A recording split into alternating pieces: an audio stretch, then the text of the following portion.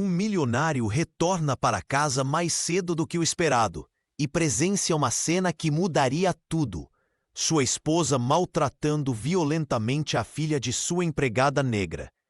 A reação dele diante daquela injustiça deixaria todos ao seu redor completamente perplexos.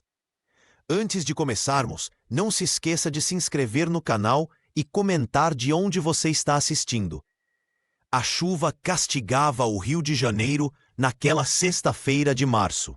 Gotas grossas formavam cortinas d'águia nas janelas do escritório da Conecta, em Ipanema, enquanto João Carvalho finalizava uma videoconferência com investidores. O fundador da startup de tecnologia sentia um peso inexplicável no peito desde o amanhecer, uma inquietação que não conseguia nomear. Consultou o relógio, 4 da tarde, e decidiu encerrar o expediente mais cedo, algo raro em sua rotina disciplinada. Durante o trajeto até o Joá, o motorista comentou sobre o trânsito caótico causado pela tempestade, mas João mal escutava. Seus pensamentos vagavam entre planilhas financeiras e a sensação persistente de que algo não estava certo. Ao chegar à mansão, dispensou o funcionário e entrou pela porta lateral, usando sua própria chave para não incomodar ninguém. O som ecoou pela casa antes mesmo que João pudesse fechar a porta.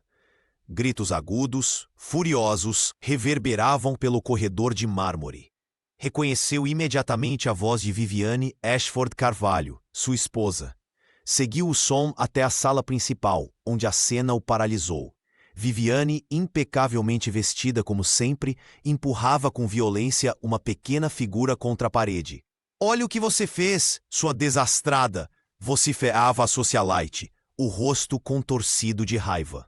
A menina, Lanara, filha de 8 anos de Carmen, estava encolhida, tremendo. Um filete de sangue escorria de seu joelho esquerdo, manchando o piso claro. Ao lado, cacos de um vaso de Murano, presente de aniversário de casamento, espalhavam-se como estrelas quebradas pelo chão. João sentiu o sangue gelar. Em 6 anos de convivência com Viviane, jamais a vira perder o controle daquela maneira. A elegante anfitriã dos jantares beneficentes. A esposa que encantava seus sócios com conversas inteligentes. Agora parecia uma pessoa completamente diferente. "O que está acontecendo aqui?" Sua voz saiu mais baixa do que pretendia. Viviane virou-se, surpresa. Por um instante fugaz, João vislumbrou algo primitivo em seus olhos. Medo, talvez raiva por ter sido flagrada, antes que a máscara social voltasse ao lugar. "João, não esperava você tão cedo." Recompôs-se rapidamente. "Essa menina quebrou o nosso vaso italiano. Aquele caríssimo, lembra?" Lanara permanecia imóvel, olhos fixos no chão, lágrimas silenciosas descendo pelo rosto escuro. João notou marcas vermelhas em seu braço, onde os dedos de Viviane haviam apertado. Naquele momento, como se um véu se rasgasse diante de seus olhos, João Carvalho compreendeu que a harmonia de seu lar era apenas uma fachada bem construída. Sob o teto de mármore e ouro de sua mansão no Joá, escondia-se uma verdade cruel que ele, em sua cegueira voluntária, preferira não enxergar até então. "O que aconteceu aqui?" João perguntou, sua voz ecoando pelo amplo hall de entrada da mansão. Viviane Ashford Carvalho ajeitou rapidamente o vestido de seda e passou a mão pelos cabelos loiros, recuperando a postura elegante que a tornara famosa nos eventos beneficentes do Rio. Seus olhos, antes faiscantes de raiva, agora simulavam preocupação maternal. "Querido, que susto! Não esperava você tão cedo", disse a socialite, forçando um sorriso. "Esta menina quebrou o vaso de Murano que ganhamos em Veneza. Eu estava apenas explicando a ela que precisa ter mais cuidado com objetos valiosos." Lanara permanecia encolhida contra a parede, os olhos negros marejados fixos no chão de mármore, onde pequenas gotas de sangue contrastavam com os cacos de vidro. Seus lábios tremiam, mas nenhum som saía. Ela estava correndo pela casa, completamente fora de controle. Continuou Viviane, aproximando-se do marido com movimentos calculados. "Já falei 1000 vezes para Carmen não trazer a filha quando vem trabalhar nos feriados escolares." João observou a cena com novos olhos. O tom melódico da esposa, que sempre admirara em jantares e recepções, agora soava artificial. Por trás da fachada de preocupação, ele captou o desprezo na forma como ela se referia à menina, como se falasse de um objeto indesejado. "Onde está Carmen?" perguntou ele, aproximando-se de Lanara. "Na área de serviço, terminando de passar suas camisas", respondeu a esposa, tensionando os ombros. "João, não se preocupe com isso. Acidentes acontecem. Vou resolver tudo." Ao se agachar para examinar o ferimento no joelho da criança, o empresário sentiu uma onda de vergonha. Quantas vezes estivera ausente, imerso em reuniões da Conecta, enquanto situações como esta aconteciam sob seu próprio teto. "Vou buscar o kit de primeiros socorros", disse ele, ignorando o olhar de reprovação da esposa. "Não é necessário tanto drama", Viviane sussurrou, segurando seu braço com força desproporcional. "Ela nem está sangrando tanto assim." Foi naquele momento que João percebeu a crueldade disfarçada de refinamento. A máscara social de Viviane, tão convincente nos salões da elite carioca, começava a rachar diante de seus olhos. Uma mistura de raiva e culpa tomou conta dele, junto com um impulso protetor que nunca havia sentido antes. "Vou cuidar disso pessoalmente", afirmou com firmeza, soltando-se do aperto da esposa. O olhar que Viviane lançou à menina, quando pensou que ninguém observava, continha todo o veneno que sua voz educada tentava esconder. No início da noite, João Carvalho bateu suavemente na porta do quarto de serviço. Encontrou Carmen sentada na beirada da cama, com Lanara dormindo após tomar um analgésico para a dor no joelho machucado. A empregada levantou-se rapidamente, o corpo tenso, os olhos baixos evitando o contato visual.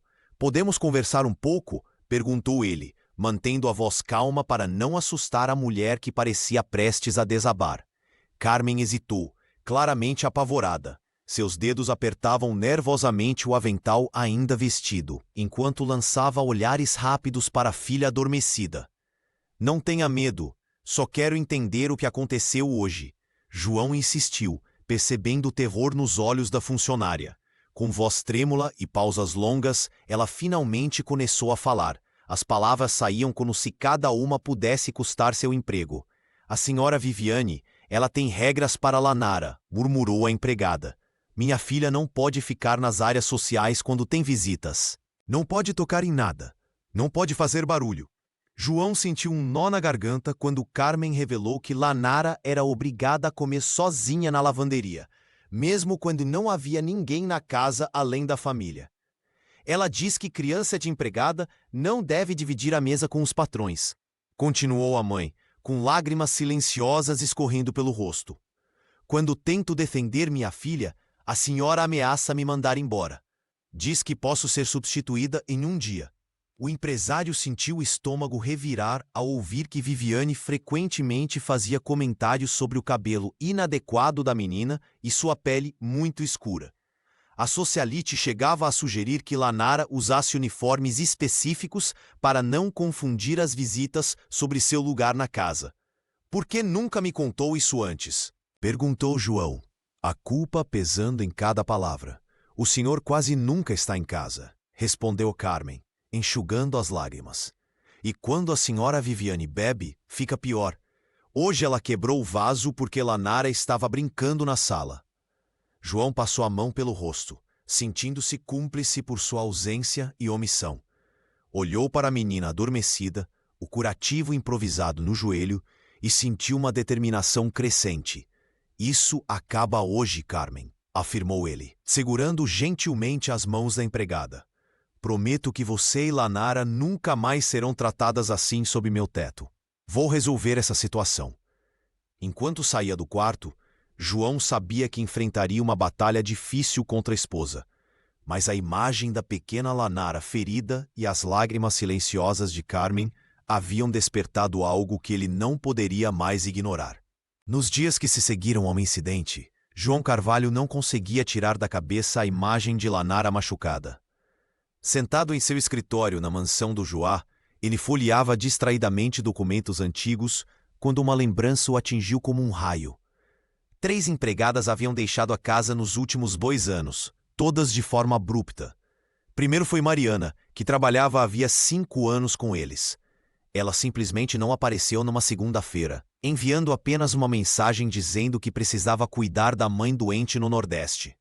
Depois veio Solange, que saiu alegando ter encontrado um emprego melhor, mas sem nunca especificar onde. Por fim, Denise, que trabalhou apenas 3 meses e partiu sem sequer buscar seus pertences pessoais.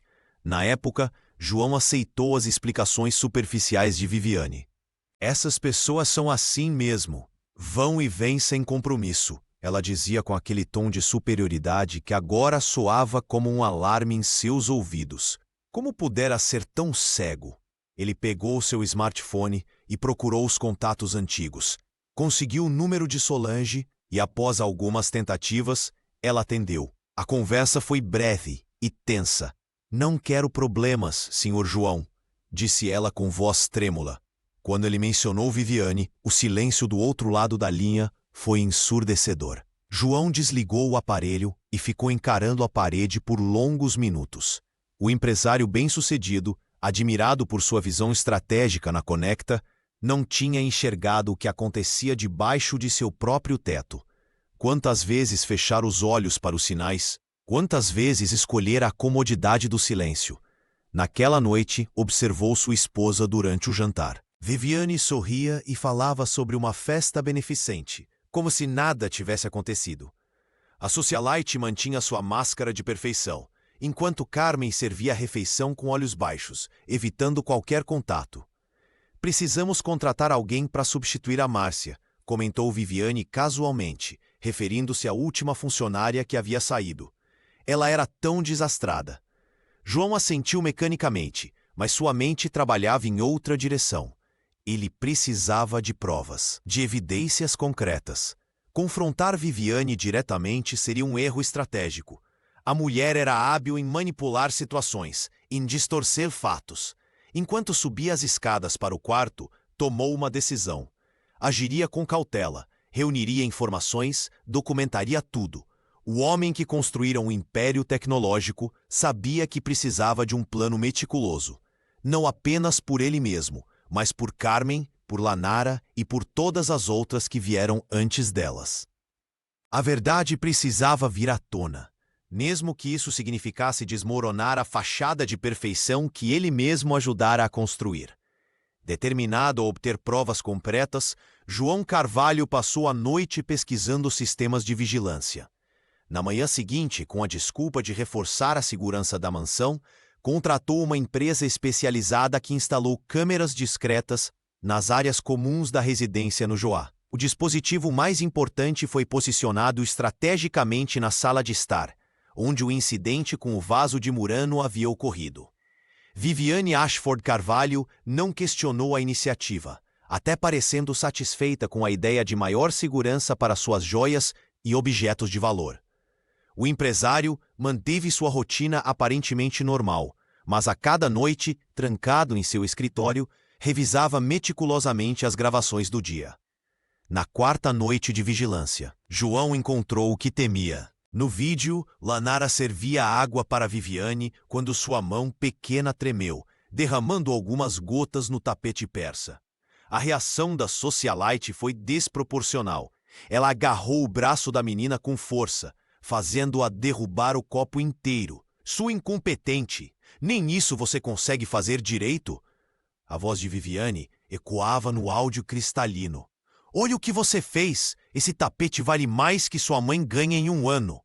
João sentiu o estômago revirar ao ver a pequena Lanara.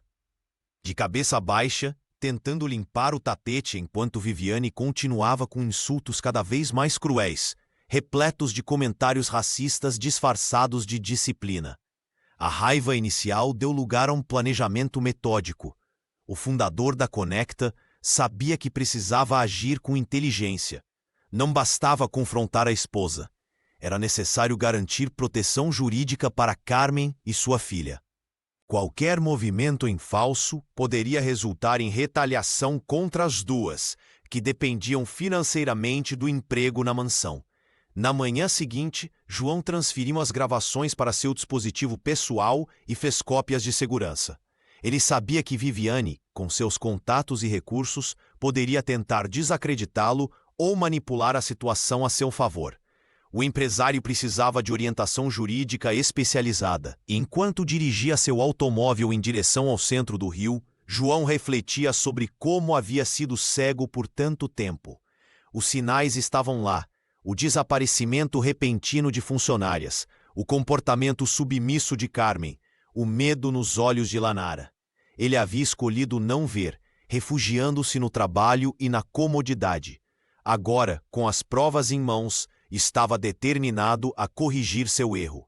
Não se tratava apenas de confrontar Viviane, mas de garantir justiça e segurança para Carmen e Lanara. E para isso, precisaria estar preparado para enfrentar não apenas a fúria da esposa, mas também o julgamento da sociedade carioca, que tantos admirava como casal perfeito. João Carvalho estacionou seu carro em frente ao moderno escritório no centro do Rio. A placa discreta na entrada indicava Dayana Rodrigues, advocacia especializada em direitos civis.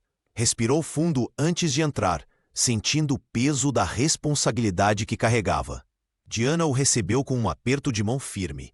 Alta, de postura confiante e olhar perspicaz, a advogada tinha construído uma reputação sólida, defendendo vítimas de discriminação racial. João explicou a situação enquanto ela ouvia atentamente, fazendo anotações ocasionais. O que você testemunhou não é um caso isolado, João, disse Diana, ajustando os óculos. É um padrão de comportamento que vemos com frequência em residências de alto padrão. A violência contra empregadas domésticas e seus filhos permanece invisível porque muitos preferem não enxergar. A advogada abriu seu notebook e mostrou a ele casos semelhantes que havia defendido.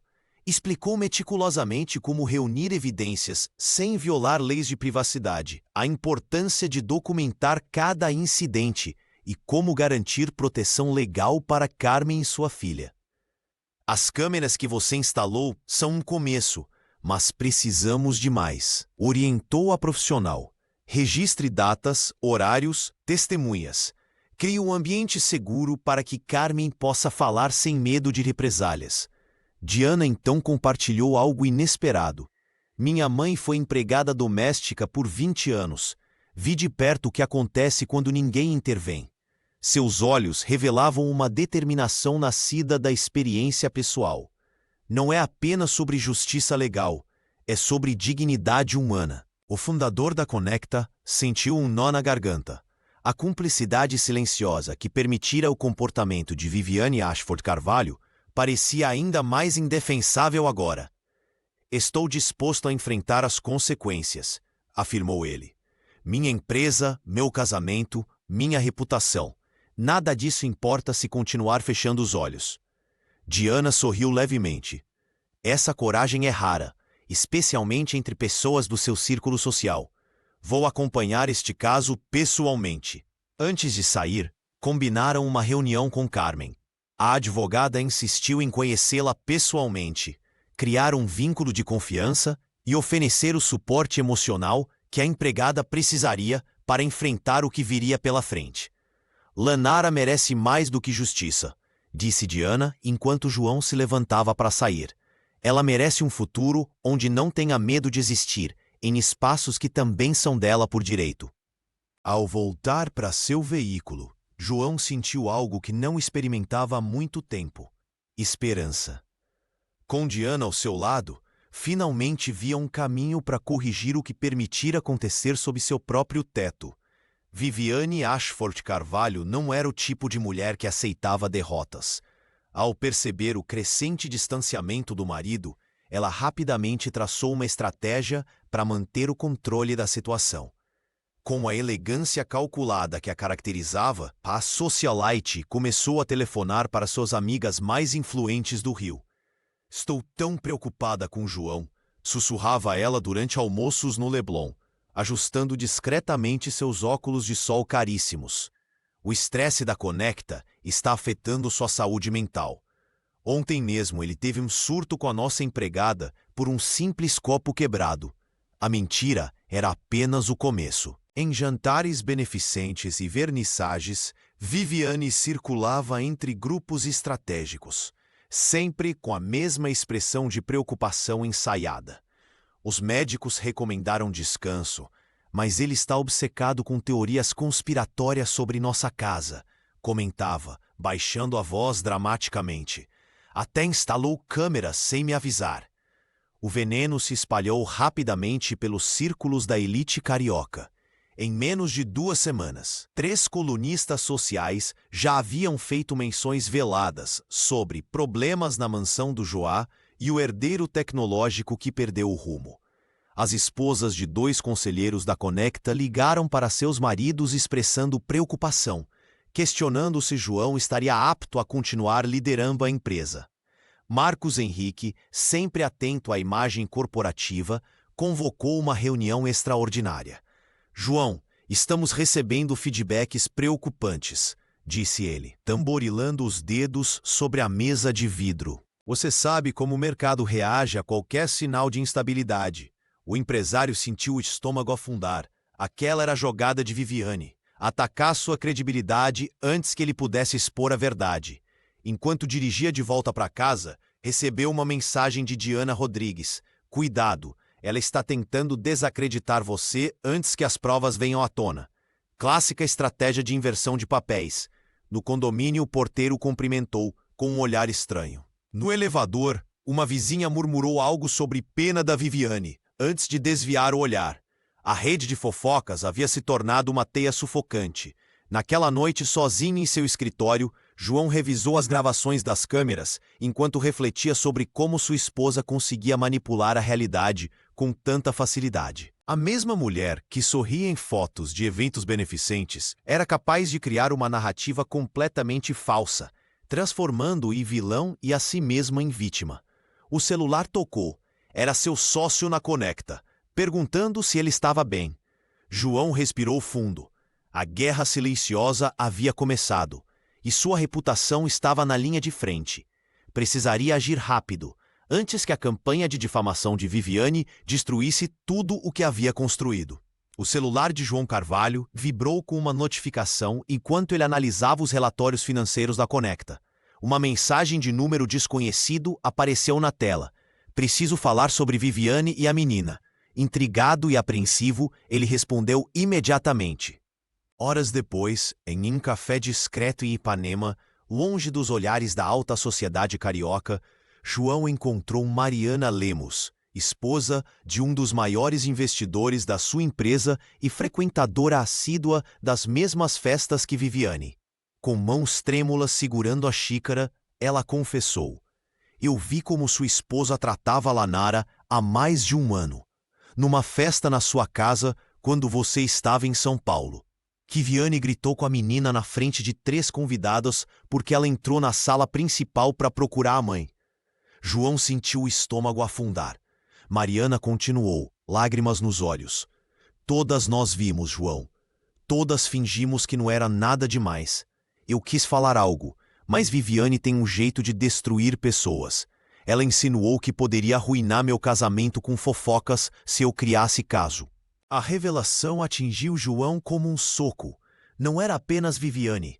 Era toda uma rede de silêncio cúmplice que permitia que aquilo acontecesse. Pessoas que jantavam em sua mesa, bebiam seu vinho, sorriam em fotografias, enquanto uma criança era humilhada sob o mesmo teto. Outras pessoas sabiam disso? Perguntou ele, a voz quase sumindo. Quase todos no nosso círculo. Alguns achavam normal, João. Coisa de empregada, diziam. Outros, como eu, tinham medo. Viviane tem conexões poderosas, sabe coisas sobre todos. No caminho para casa, dirigindo seu automóvel pela orla carioca, João sentiu uma mistura de raiva e vergonha, tão intensa que precisou parar o veículo. O silêncio coletivo, incluindo o seu próprio, havia criado o ambiente perfeito para que a violência prosperasse. Pessoas educadas, ricas, influentes, todas escolhendo olhar para o outro lado. Naquela noite, ele não conseguiu dormir. Enviou uma mensagem para Diana Rodrigues. Descobri que muitos sabiam. Ninguém fez nada, inclusive eu. A resposta da advogada chegou quase instantaneamente. O silêncio dos privilegiados é a maior arma da opressão, João. Mas você está quebrando esse ciclo agora. Pela primeira vez em semanas, João chorou. Não apenas por Carmen e sua filha, mas por todas as Lanaras invisíveis que sofriam enquanto pessoas como ele escolhiam a comodidade do silêncio. Estava determinado. Aquela cumplicidade terminaria agora, começando por sua própria casa. Diana Rodrigues havia sugerido arteterapia para Lanara como forma de expressar o que a menina não conseguia dizer com palavras.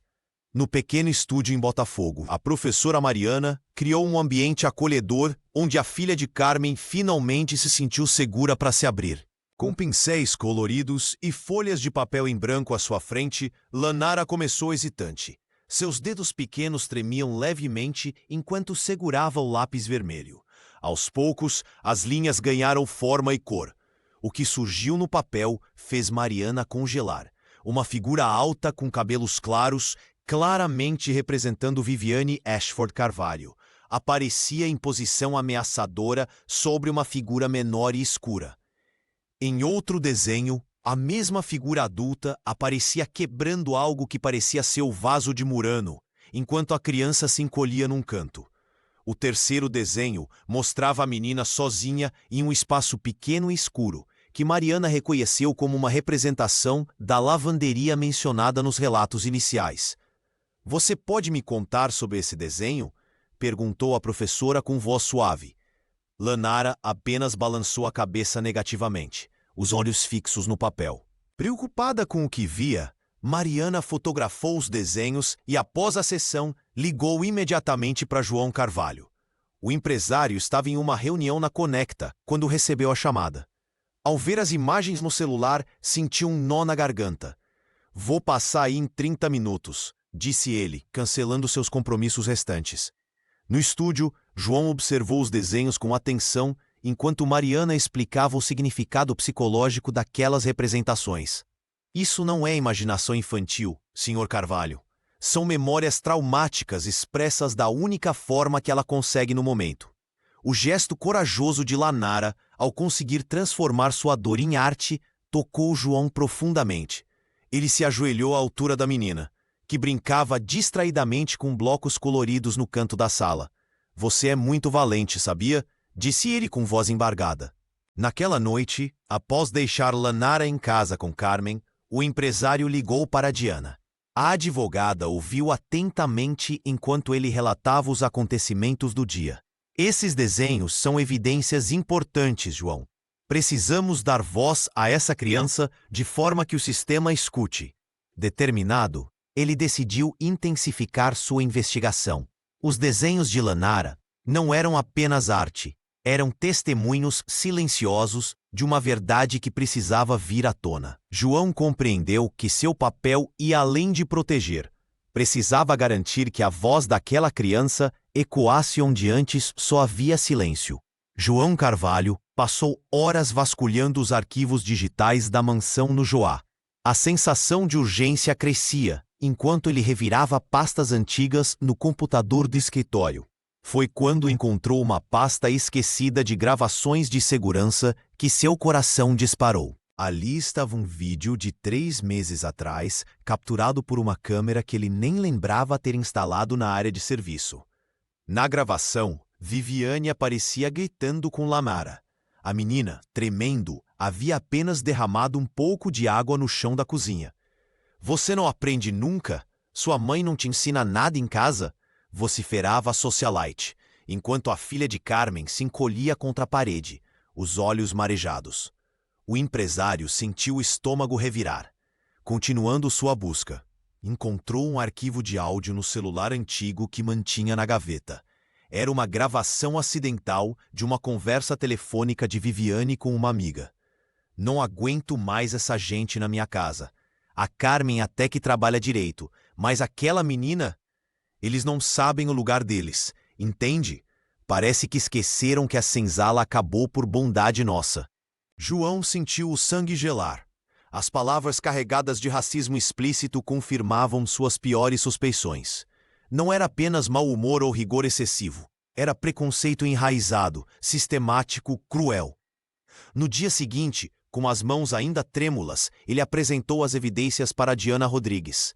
A advogada examinou meticulosamente cada arquivo, fazendo anotações detalhadas. Isso é exatamente o que precisávamos, disse ela, ajustando os óculos. Temos provas concretas de abuso psicológico contra uma criança e evidências claras de racismo. Vamos preparar uma ação judicial robusta. Diana, porém, fez um alerta importante. Não podemos agir impulsivamente. Viviane tem conexões poderosas e vai tentar destruir sua reputação. Precisamos ser estratégicos. O fundador da Conecta assentiu, compreendendo a gravidade da situação. O que devo fazer agora? Primeiro, guarde cópias dessas provas em lugares seguros. Segundo, não confronte Viviane diretamente ainda. E terceiro, precisamos garantir a segurança de Carmen e Lanara. Sua esposa pode retaliar quando perceber que está sendo investigada. João guardou os arquivos em 3 dispositivos diferentes e enviou cópias criptografadas para o e-mail de Diana. A cada nova evidência que encontrava, mais claro ficava que sua omissão havia permitido anos de abuso. Agora, com as provas em mãos, estava determinado a fazer justiça. Mesmo que isso significasse enfrentar a elite carioca e sacrificar a vida que conhecia. Viviane Ashford Carvalho não era mulher de se deixar encurralar. Pressentindo que João reunia evidências contra ela, decidiu contra-atacar com uma jogada que o deixaria sem saída. Numa manhã de terça-feira, enquanto o empresário estava em reunião na Conecta, ela visitou seu advogado particular no centro do Rio. 3 dias depois, João recebeu um envelope lacrado em seu escritório. Ao abrir, sentiu o estômago afundar. Era uma versão do pacto pré-nupcial que não reconhecia. O documento continha cláusulas que jamais havia assinado, incluindo penalidades financeiras severas, caso ele fosse responsável por instabilidade doméstica ou difamação contra a cônjuge. Isso é falsificado, murmurou para si mesmo, passando os dedos pelas páginas alteradas.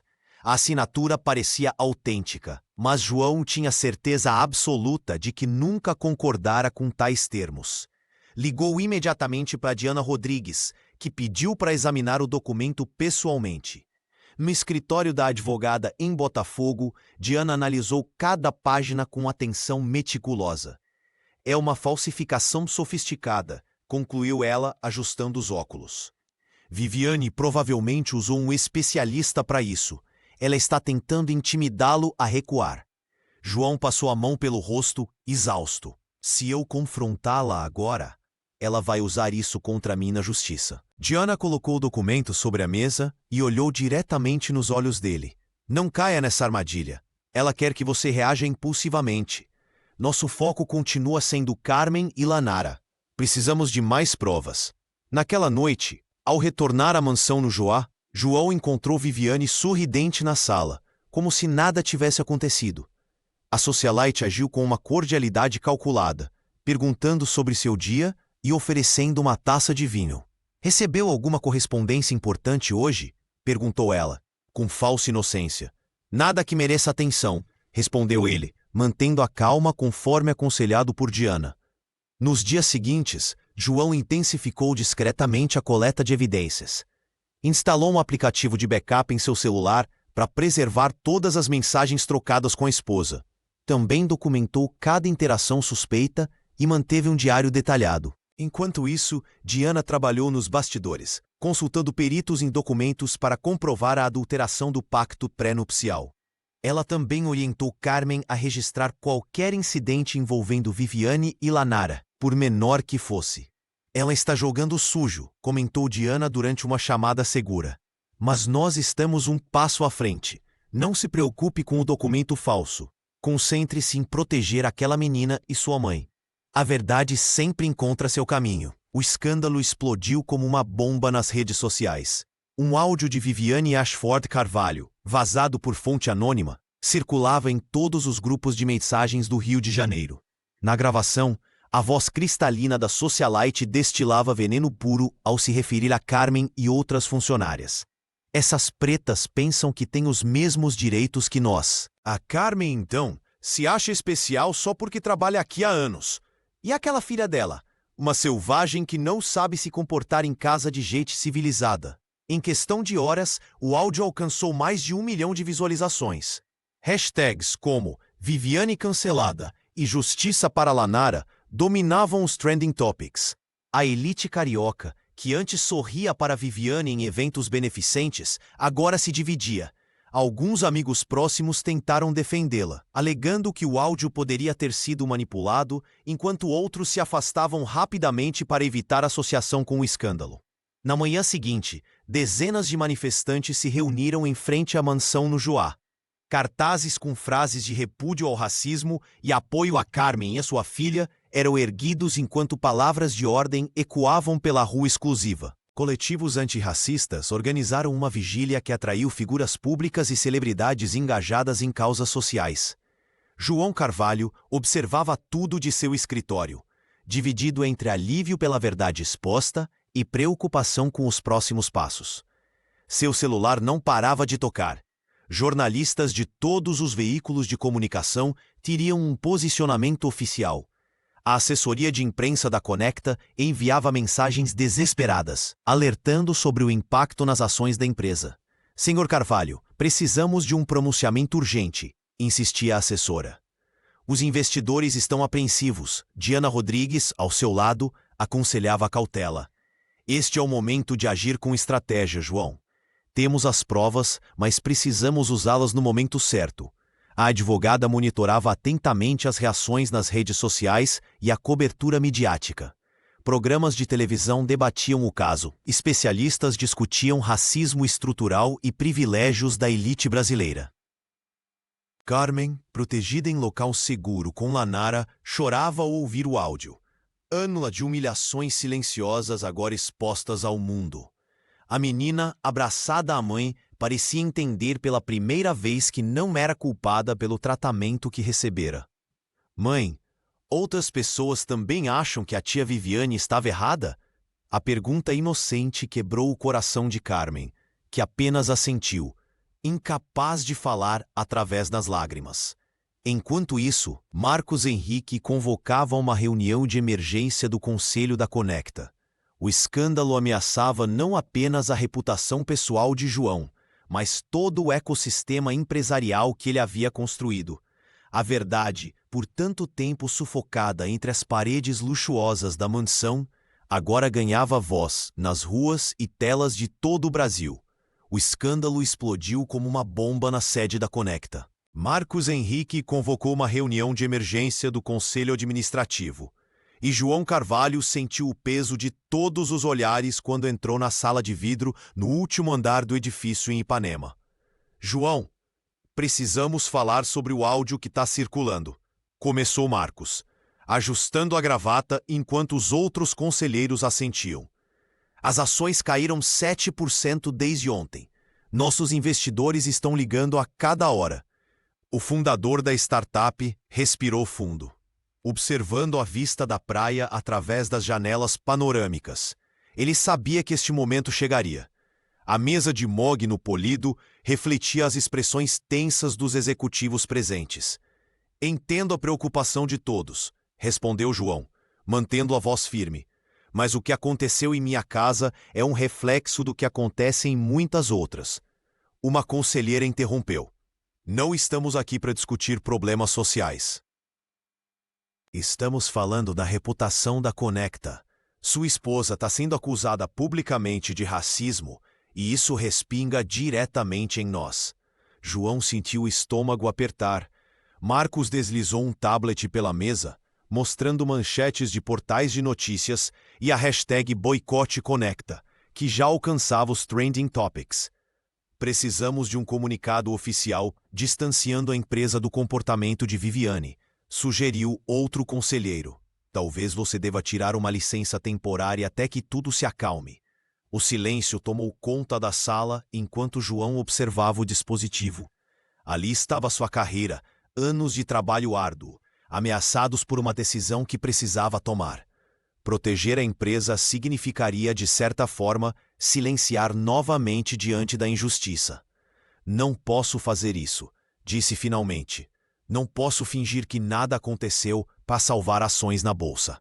Marcos levantou-se, apontando, visivelmente frustrado. Estamos falando de centenas de empregos, João. De uma empresa que você construiu do zero. E de uma menina de 8 anos que foi humilhada sob meu teto, respondeu o empresário, levantando-se também. De uma mulher que trabalhou anos para nossa família sendo tratada como inferior. O conselho trocou olhares preocupados enquanto João caminhava até a janela. Lá embaixo, a cidade continuava seu ritmo frenético. Alheia ao drama que se desenrolava no escritório. Vocês têm 2 opções, disse ele, virando-se para encarar o grupo. Podem me afastar e tentar controlar os danos, ou podem transformar isso em uma oportunidade para a Conecta mostrar que não tolera discriminação, começando por nossa própria casa. Marcos aproximou-se, baixando a voz. Pense bem, João. Você está disposto a arriscar tudo? O fundador olhou para o celular, onde uma mensagem de Diana Rodrigues piscava na tela. A advogada havia acabado de enviar notícias sobre Lanara e Carmen. Algumas coisas valem mais que dinheiro ou reputação, respondeu João, guardando o aparelho no bolso. E eu já me calei por tempo demais. Em meio ao turbilhão de acontecimentos, um raio de luz surgiu na vida de Lanara.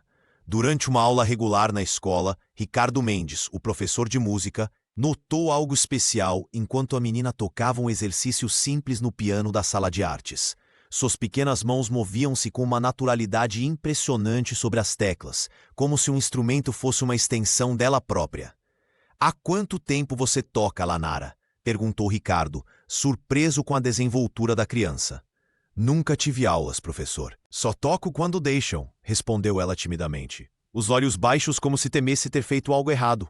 Ricardo não perdeu tempo e contatou Carmen, explicando que sua filha possuía um dom raro. A mãe, emocionada, compartilhou a notícia com João Carvalho durante uma de suas visitas ao apartamento em Botafogo. O empresário, ainda lidando com o escândalo público e as pressões do conselho da Conecta, encontrou naquela informação um propósito renovado. Quero que ela tenha as melhores aulas possíveis, afirmou João, sentindo que aquilo era mais que uma obrigação moral. Era uma chance de transformar uma história de dor em possibilidade. Na semana seguinte, ele contratou Elisa Fontes, uma renomada pianista da Escola de Música da UFRJ, para dar aulas particulares à menina. O piano de cauda que chegou ao apartamento de Carmen mal cabia na sala, mas representava um novo começo. Durante as primeiras aulas, Lanara permanecia retraída, o trauma das humilhações ainda evidente em seu comportamento. Elisa percebeu que precisaria de paciência. A música não é só sobre notas, mas sobre expressar o que está dentro de você, explicava gentilmente a professora. Gradualmente, as melodias se tornaram um refúgio para Lanara. Seus dedos ganhavam confiança a cada semana, e o som que produzia começava a refletir não apenas técnica, mas emoção. Carmen observava, maravilhada, como a filha se transformava quando sentava ao instrumento. João fazia questão de assistir a algumas aulas, sempre discreto, sentado no canto da sala. Ele via naquele processo não apenas o desenvolvimento de um talento, mas a reconstrução da autoestima de uma criança que fora silenciada. Ela tem o que chamamos de ouvido absoluto, explicou Elisa após um mês de aulas.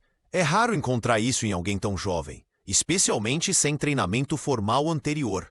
Para João, financiar a educação musical de Lanara não era caridade, mas reparação.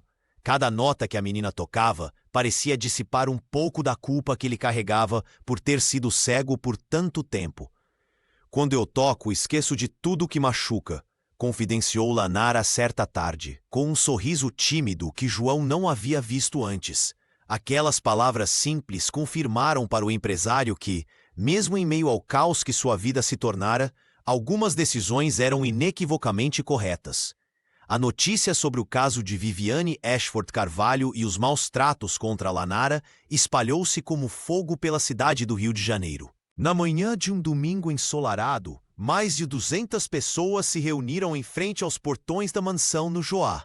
Munidos de cartazes coloridos e palavras de ordem, os manifestantes formavam uma barreira humana de solidariedade. Justiça para Lanara, gritavam em uníssono, enquanto outros cartazes proclamavam: basta de racismo, e privilégio não é escudo para a crueldade. Mães levaram seus filhos, estudantes universitários compareceram em peso, E até mesmo celebridades locais apareceram para demonstrar apoio. O movimento, inicialmente organizado por grupos antirracistas nas redes sociais, ganhou proporções inesperadas quando a história viralizou. Carmen observava tudo pela janela do apartamento em Botafogo, onde agora morava com a filha. Seus olhos marejados refletiam uma mistura de gratidão e espanto. Nunca imaginou que sua história, antes silenciada entre paredes de mármore, pudesse mobilizar tantas pessoas. Ao seu lado, Lanara sorria timidamente, ainda processando o que significava ter tantos desconhecidos lutando por ela. João Carvalho chegou ao local acompanhado de Diana Rodrigues. A advogada, com sua postura firme e voz potente, conversou brevemente com jornalistas que cobriam o evento. Este caso não é isolado. Representa o que acontece diariamente em muitas residências brasileiras, onde relações de poder são usadas para perpetuar violências, declarou ela, enquanto câmeras de televisão registravam cada palavra. A pressão pública crescia não apenas sobre Viviane, mas também sobre seus aliados. Amigas socialites que inicialmente a defenderam começaram a se distanciar publicamente. Patrocinadores de eventos beneficentes onde a socialite costumava brilhar anunciaram rompimento de parcerias. O círculo social que antes a protegia agora se desfazia rapidamente. Dentro da mansão, isolada e furiosa, a esposa de João assistia pela televisão à multidão que se formava. Seus telefonemas desesperados para assessores de imprensa e advogados caros não conseguiam conter a onda de indignação pública. Pela primeira vez, a mulher elegante e manipuladora percebia que seu dinheiro e influência tinham limites. Marcos Henrique, preocupado com os impactos na Conecta, enviou uma mensagem a João sugerindo um posicionamento oficial da empresa. O empresário, porém, estava mais interessado no abraço que recebeu de uma senhora idosa na manifestação, que lhe disse com voz embargada: "Minha filha trabalhou 20 anos em casa de família e nunca ninguém a defendeu assim." Ao cair da tarde, quando a multidão começou a se dispersar, ficou claro para todos que aquele não era apenas um protesto, mas o início de uma conversa necessária sobre privilégio, racismo e responsabilidade social no coração da elite carioca.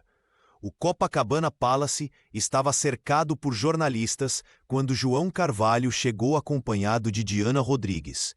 Repórteres de todos os principais veículos de comunicação se aglomeravam na entrada do luxuoso hotel, ansiosos pela coletiva que prometia revelar o desfecho do escândalo que dominava as manchetes cariocas nas últimas semanas. No salão nobre, João ajustou o microfone com mãos levemente trêmulas.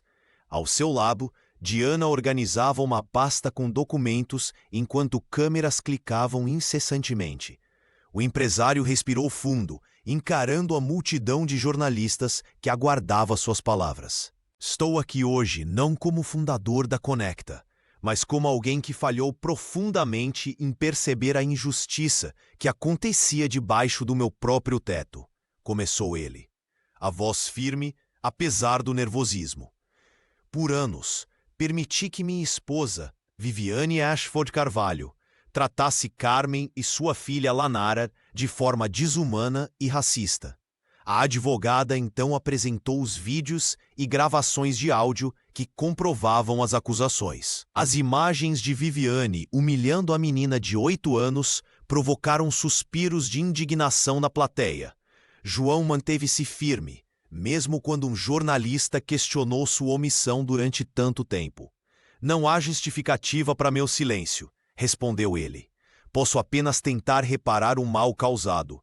Com determinação renovada, o empresário anunciou oficialmente o divórcio e o congelamento de todos os bens compartilhados com Viviane. "Estou cortando qualquer vínculo pessoal e financeiro com alguém que demonstrou tamanha crueldade", declarou, enquanto murmúrios percorriam o salão. O momento mais impactante veio quando João revelou a criação da Fundação Luz de Lanara, dedicada a proteger crianças vítimas de abuso doméstico, especialmente em lares de alto poder aquisitivo onde tais crimes frequentemente permanecem invisíveis. Destinei 20 milhões de reais como capital inicial, explicou. A fundação oferecerá apoio jurídico, psicológico e educacional, além de bolsas de estudo para crianças talentosas como Lanara. Diana tomou a palavra para detalhar como a instituição funcionaria, enfatizando a participação de Carmen como consultora principal do projeto. Quem melhor para orientar nosso trabalho do que alguém que viveu esta realidade?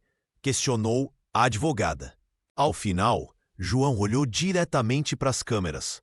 O verdadeiro luxo não está em mansões ou carros importados, mas na capacidade de enxergar a humanidade em cada pessoa, independente de sua origem ou posição social. Aprendi isso tarde demais, mas espero que outros não cometam o mesmo erro. Enquanto deixava o pódio, os flashes das câmeras capturavam não apenas a imagem de um milionário arrependido, mas de um homem determinado a transformar sua culpa em ação concreta por justiça. A queda de Viviane Ashford Carvalho foi tão rápida quanto espetacular. Em menos de uma semana após a coletiva de imprensa no Copacabana Palace, a socialite viu seu império social desmoronar como um castelo de cartas. As mesmas pessoas que antes disputavam sua companhia em eventos beneficentes, agora ignoravam suas ligações e a excluíam de grupos de mensagens. Nas redes sociais, o vídeo de Viviane gritando com Lanara foi compartilhado milhares de vezes, gerando uma onda de indignação nacional. Comentários furiosos inundavam suas publicações antigas, onde ela posava como defensora de causas sociais. Uma ironia amarga que não passou despercebida pelos internautas mais atentos.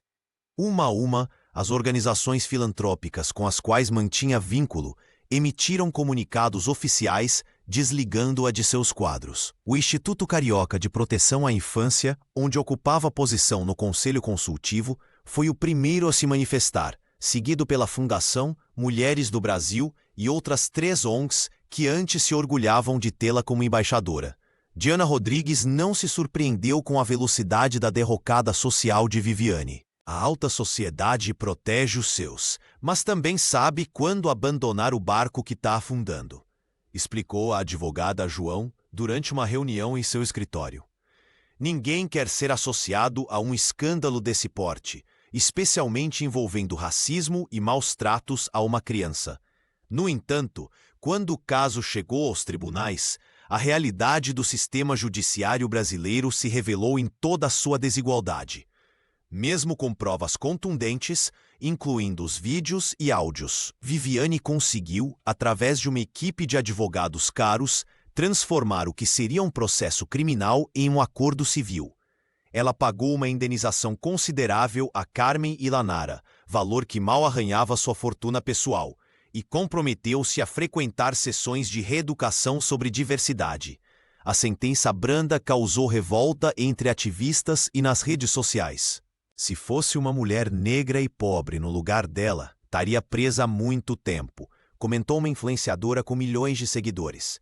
A hashtag Justiça pra Lanara continuou entre os assuntos mais comentados por semanas.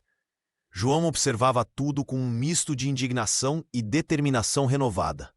O dinheiro ainda compra impunidade neste país, desabafou com Diana após a audiência final, mas não compra dignidade nem respeito genuíno. Enquanto Viviane se refugiava em uma propriedade no exterior para escapar do escrutínio público, João redobrou seus esforços na fundação que levava o nome da menina. Se o sistema falhava em punir adequadamente, ele garantiria que casos como o de Lanara não fossem esquecidos e que outras crianças tivessem a proteção que o Estado brasileiro ainda não conseguia assegurar. Carmen Oliveira e sua filha Lanara finalmente respiravam novos ares. O apartamento em Botafogo, com vista parcial para o Cristo Redentor, representava mais que um novo lar. Era o símbolo da libertação. João Carvalho havia insistido em cuidar pessoalmente da mudança, garantindo que o imóvel tivesse tudo o que precisavam, incluindo um pequeno piano vertical para a menina praticar. "Este lugar é nosso agora, mãe?" perguntou Lanara enquanto desempacotava seus poucos pertences no quarto decorado em tons de verde e amarelo. "Sim, filha." Ninguém vai nos tirar daqui, respondeu Carmen, ainda se acostumando com a ideia de segurança. Nas semanas que se seguiram, João tornou-se presença constante na vida das duas. Aparecia aos domingos com livros para Lanara, conversava longamente com Carmen sobre os projetos da fundação, e aos poucos uma relação de confiança genuína florescia entre eles. O empresário deixava claro que não era caridade, era reparação. Em uma tarde de sábado, João recebeu um telefonema inesperado de sua mãe, Helena Carvalho, senhora de 70 anos que vivia em Petrópolis. A relação entre mãe e filho havia esfriado anos antes, quando ela criticara seu casamento com Viviane, prevendo problemas que ele se recusara a enxergar. "Filho, li sobre você nos jornais", disse Helena com voz embargada. "Estou orgulhosa do homem que você se tornou." Aquele telefonema desencadeou visitas regulares à casa da matriarca. Durante um desses encontros, Helena compartilhou histórias de sua própria infância, quando sua família empregava trabalhadoras domésticas em condições precárias. "Cresci achando normal, João. Só entendi o quanto era errado quando saí daquela bolha", confessou a senhora, segurando a mão do filho. "O silêncio é cumplicidade." Essas conversas abriram os olhos de João para as raízes profundas do racismo estrutural que havia permitido em sua própria casa. Ele começou a entender que sua omissão não fora acidental, mas resultado de privilégios que nunca precisou questionar. Numa tarde de domingo, João levou Helena para conhecer Carmen e Lanara. A menina, jamais confiante, tocou uma peça no piano que havia aprendido recentemente. Os olhos da senhora se encheram de lágrimas. "Você tem um dom, querida", disse Helena, sentando-se ao lado da menina no banco do instrumento. Enquanto observava as três interagindo, João sentiu algo que não experimentava há muito tempo. Paz. Não a paz da ignorância confortável, mas aquela que vem após enfrentar verdades dolorosas e escolher o caminho correto, mesmo quando difícil. A reconstrução desses laços, com sua mãe, com Carmen, com Lanara, mostrava a João que família vai muito além do sangue ou dos papéis. Era sobre respeito, proteção e, acima de tudo, justiça. 18 meses após o escândalo, Lanara sentou-se diante do piano de cauda no auditório do Teatro Municipal do Rio de Janeiro. Seus dedos pequenos deslizaram pelas teclas com uma confiança que poucos esperariam de uma criança de 10 anos. A plateia, hipnotizada, mal respirava enquanto a menina executava uma interpretação comovente de Villa-Lobos. Quando a última nota ecoou pelo salão, o público irrompeu em aplausos. João Carvalho, sentado na primeira fila, não conseguiu conter as lágrimas. Ele jamais imaginaria que aquela mesma criança, antes acuada e silenciosa, agora brilharia com tanta intensidade. O talento musical de Lanara havia florescido rapidamente, atraindo a atenção de professores renomados. Em menos de 2 anos, ela conquistara 3 prêmios nacionais e recebera bolsas integrais de 3 escolas de música prestigiadas do país. Carmen observava a filha com orgulho indescritível. Livre das amarras do medo e da submissão, a mãe de Lanara havia encontrado sua própria voz. No apartamento espaçoso em Botafogo, ela não era mais uma empregada, mas uma mulher independente que reconstruía sua vida. 3 vezes por semana, Carmen dirigia-se à sede da Fundação Luz de Lanara, onde coordenava um programa de apoio para mulheres em situação semelhante à que vivera. "Quando você dá voz a uma mulher, você fortalece uma família inteira", dizia ela nas reuniões semanais com outras trabalhadoras domésticas. Seu testemunho havia inspirado dezenas de denúncias e, consequentemente, intervenções que salvaram crianças de ambientes abusivos.